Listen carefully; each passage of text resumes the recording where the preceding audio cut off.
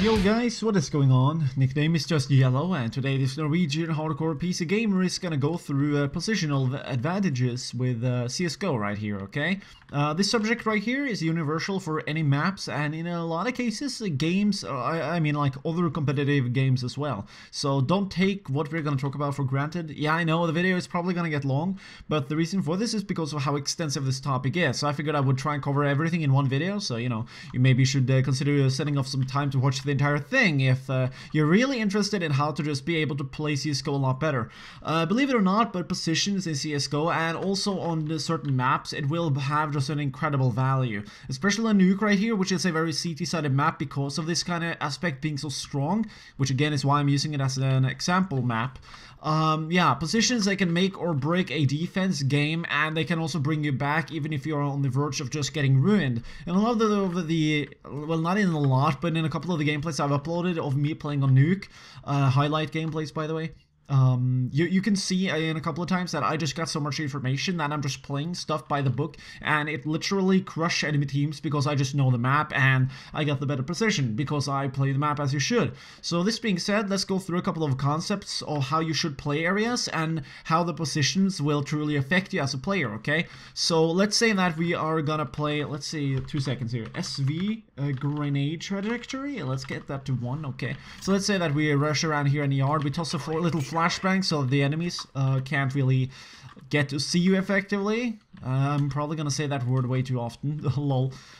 Yeah, so you toss a flash right here. Now you get to get almost securely in some cases reach secret, or the CT or yard. I meant the T-red container right here. From here on out, you can do a lot of different things. You can take on the battle. You can hold the enemy. I recommend holding in most cases because of how difficult and annoying it can be to hold the enemy. In some cases, of course. You can also fight here on top of the silo, whether or not they decide to boost, of course. Or you can just get down to secret, in which you have a lot more cover to play with. Yeah, you can maybe get smoked off if the enemy do decide to do these kind of things, but that doesn't really happen too often. In most cases, the enemies, when they go to yard, they would rather go down secret because that way they can do gunfighting and trade kills a lot more easily. Or they could decide to just go through yard right here and try and get to the hell area with the windows up to heaven, or just try and work around right there. Personally, I like to just get on top of the silo, jump on top of main, then do an air strafe around the corner here and crush the guy on ramp. But, you know, that's a personal play because I can alone get on top of silo. That aside, you can probably see the benefits of just holding this position, right? You meet an enemy, you should probably kill him and run away after you kill one enemy. The reason for this is because that way you can still maintain this area and you now weaken the enemy. Suddenly they don't have that many pieces of the puzzle to play with anymore, and that will infinitely ruin their day, you could argue. Also, just chucking a nade on them, that can in some cases as well, if you know where they are approximately, and you can actually hit that grenade on them. That can also ruin their day because of how they're now more hurt, and that means that it's easier to kill them. For people who don't know, in CSGO, the time to kill an enemy is really high compared to like Call of Duty. In Call of Duty, all you need is one shitty sniper bullet and you can headshot 6 people. So that should speak volumes of what you can do in CSGO, considering that it's almost rare to get a collateral because of how impact damage, decreased damage of bullets. But that aside, yeah, that's ramp, or I meant to say yard for you. Now we are going to go over to ramp. I'll go through other things as well eventually, so don't worry. Alright, so here we are on ramp. When you spawn, let's actually go here then, yeah. Okay, so when you spawn right here, you go to ramp. In some cases, it's good to get a teammate that is going to play A, or maybe yard to toss a smoke right here. How you want to toss it all depends on, you know, time, place, etc. But as long as the enemies do not get a decent visibility at all, you're probably set, okay? So working on that smoke, I never play ramp by the way, so I'm shitty at that obviously, but just working on that, those kind of smaller things that will allow now the enemy to be held off. Also using mollies, maybe tossing a far grenade right in here like this, so that you bounce it off of that wall, so you can like, oh shit. So you can hit, wow, that was loud. So you can hit people that might be standing around here, you know. Just making the grenade blow up by hitting that wall from ramp through the smoke, for example. That will also do wonders for the enemy, or not for, but rather against the enemy team. Because that way, now, even if they're lurking and thinking of a push here on ramp, you'll fuck with them. Yeah, they might spam bullets, that might kill you or hurt you. But the good thing with ramp is that if you just play by the same thing that I talked about in yard, you can now just make so much more of yourself. So let's let's say that you play lower here on ramp. Of course, then you need to be careful that you still can maybe be able to take out one enemy before you go, or just go. Like, if they smoke right here approximately, now, like, the enemy could either rush through the smoke or go left here of the crate. Gonna be really pissy and annoying. What I would recommend instead is for you to just get away so that the enemies get ramp, but they still need to fight for any kind of other kind of positional advantage. Yeah, they can quickly go to B, but the cool thing about B is that you can quickly rotate to it, so it's not that dangerous. They still need to fight for it, and it could still cost them heavily if they just screw up and they get outskilled, which do happen more than what you would think of. So, you know, that being said, of course there's other ways that you can play ramp right here. Let's just go through the basic stuff. You can play at the box right here, playing the headshot position. In which if they like if you're playing against a very skilled enemy, he's obviously going to easily just be able to headshot hit you with a pre-aim. I'm not super good at this position right here, but just aiming like this will just easily allow you to dink the enemy, and now you're dead. You could also try and play the little corner right here, right corner. In which if the enemy decide to be a little bit sneaky and they toss a flashbang like this right here, as you can see, where it will bounce and explode is normally around here. So I would almost recommend to just stand a little bit closer to the wall like this. That way, even if they toss a flash right here, they won't really get, you know, they won't get you flashed, and you can actually kill 1 or 2 enemies before you die if 4 or 5 people with a fucking Tech 9 is rushing. Because it's currently OP as I'm making this video, lol.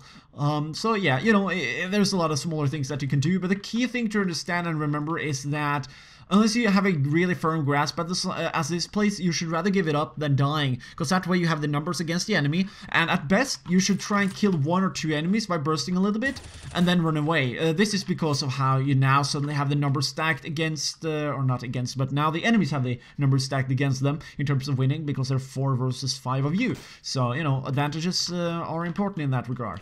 Let's move over to a different site then, because, yeah, not too much more to say about that.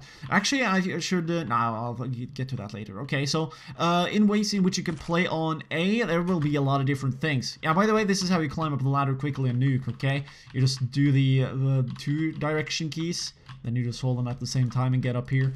Pretty easy, and now you're not going to be annoying when you go to A quickly. But anyways, when you now get on A, there's a lot of different ways in which you can hold this place as well. Now keep in mind that A is like one position, which is really valuable to have because it's one of the sites. However, B is just the same, but the cool part about B is that you can quickly rotate down. However, if you over-rotate, you're now going to screw yourself, so you got to be careful about whether or not you decide to go all the way down or not.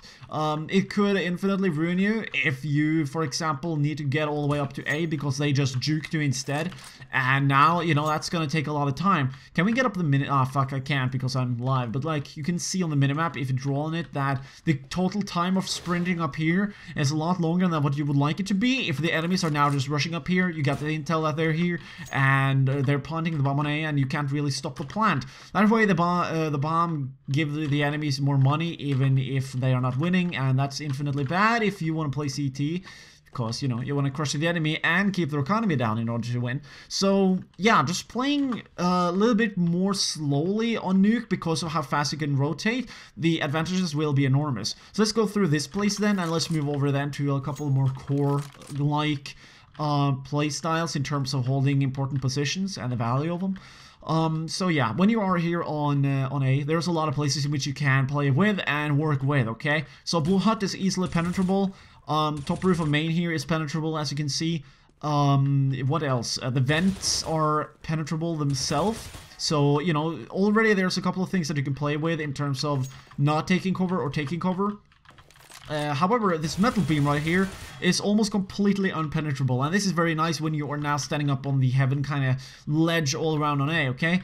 Because that way you can, for example, stand right here. Now you can actually take cover against the guys in main, and you can still see their legs, which I prefer, and they can only shoot your legs, in which they're not really going to make you flinch. So as long as you have the eyes on the fight, you're now going to be able to at least take down one enemy, okay? So obviously trigger discipline in terms of where you're standing on this kind of area, it do matter, because you can't really spray down unless you have a really good spray. You can't like just randomly spray down somebody, but if you get the chance, you can obviously do those kind of things, okay? So, you know, playing with a beam can be really good. There are also going to be other positions in which you can do that. This is one of them, for example. Let's blow up that door so you can see how it works out, okay? So if you stand right here, like this is actually a line of sight in which only the best of the best people will fight you at, but shooting through that little fucking gap, I've actually died of it, and it's kind of cool because that just proves that the enemy's really good, okay? Because he knows that little gap. But you know, that those kind of things aside, if you stand like this, now suddenly you have the advantage of the fight because you have this metal beam to play with, compared to the enemy in which are moving on the ground, they have no cover to play with, and they are just 100% exposed, in which you can easily just do 4 or 5 bullets bursts on them, even if they move, and you'll kill them. So remember, like, the advantages of the positions. Playing close to the beam is really good in that sense. Playing right here in this entire lane, I would not recommend because of how you can get sprayed down here by really good enemies. All the way right here. Yeah, it might be difficult for them to hit you, and they might only hit you once, but I would rather play here. Like, you should also always switch it up, though, because if you stand there, you can hear them when they go on top of the silo, or if they try. So there's that. Standing right here, you now get to watch on the squeaky door and the blue hut window, in which some enemies, they prefer to try and make a peek right there and kill them. Me personally, I almost never die to anybody peeking me here or here, and the reason for that is because I just play this area so much, and I can twitch onto them so quickly.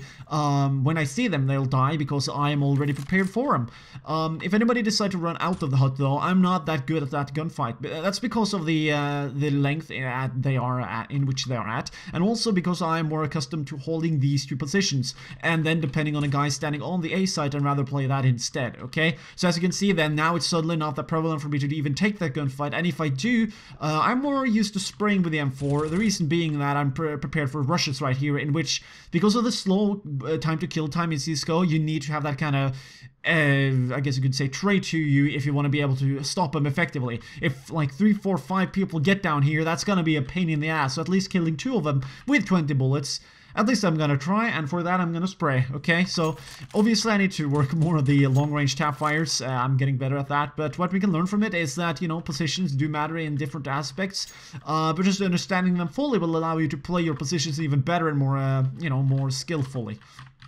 Alright, so what other positions can we think of right here? Yeah, you can obviously play the hut. Sometimes you can play the hut aggressive, but this is not really counted as a position considering how you can wallbang it, so that's not really too much to think about. So yeah, I think we could talk a little bit about main right here, because it's like a hybrid position, but not really. Okay, so main is annoying, but also kind of cool because of how you can wallbang through this little wall, and it connect yourself to yard. Okay, I would not. Like me personally, I would look at this place like Blue Hut, because it's like a position in which is not really that valuable, and it's more like a transition position in which you can get to see people here. You can smoke it off, just like with a Blue Hut, and people will only pass by. So with that being said, I think we should rather move over to rotations and the power of those, because they can also make or break positions, because, you know, in terms of CSGO and then the metagame, that's also very important. So let's do that, shall we? I mean, I've after all gone through most positions, right? And with that being said, obviously lobby right here, it is a position to take, same with squeaky, but you can almost never rely on that because it's they're so small and gunfights happen so quickly, so you should not really think of them like that, even though again it truly do give you more to play with. Okay, if the enemy give up lobby or radio, now suddenly you're strangling the enemy, and that is really good as long as you do not push. Okay, so there's that.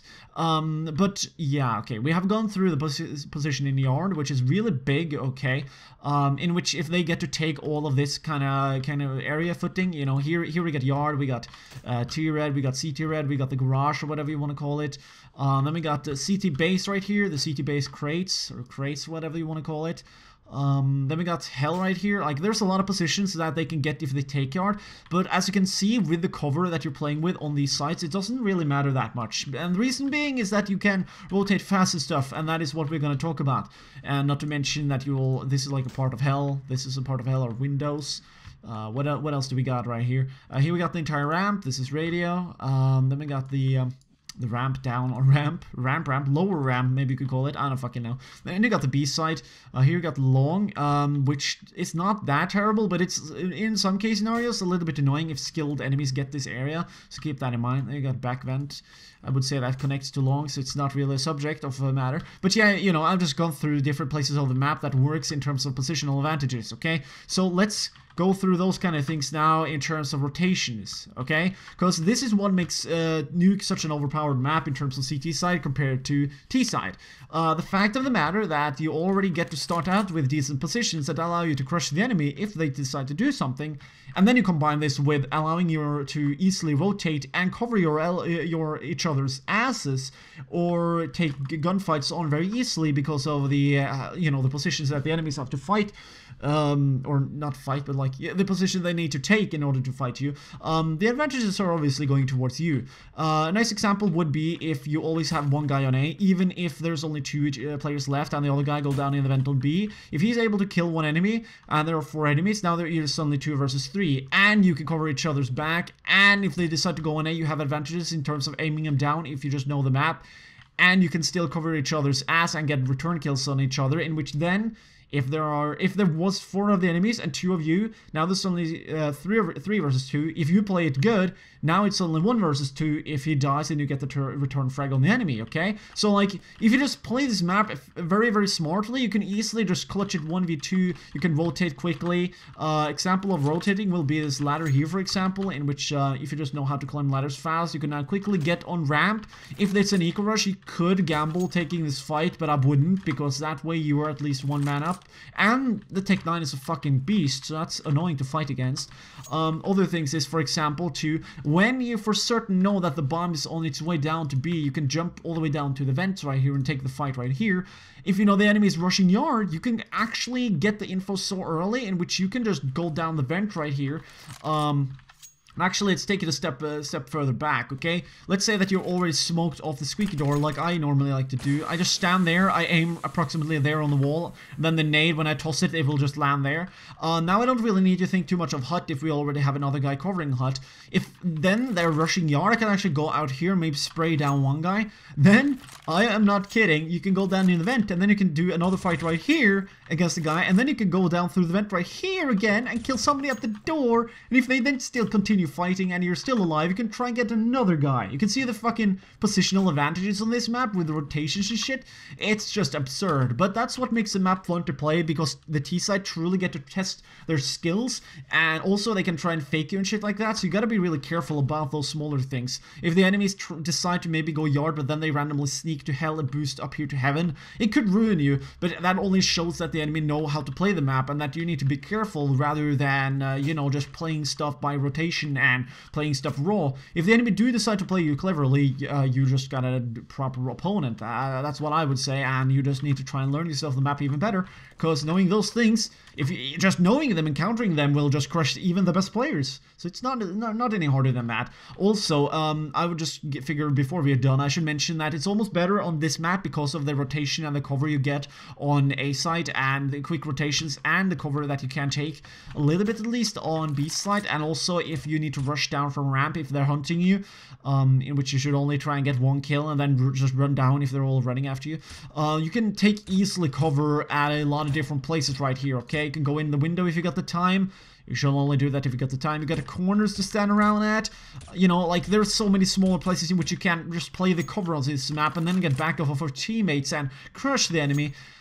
Just play the map a little bit slower than what you normally would. Make all your teammates do that. Maybe play at least 2 right here. Okay, so yeah, the normal split on this map should be like 1 ramp, 1 playing rotation on ramp, or playing ramp depending on how the enemies play it.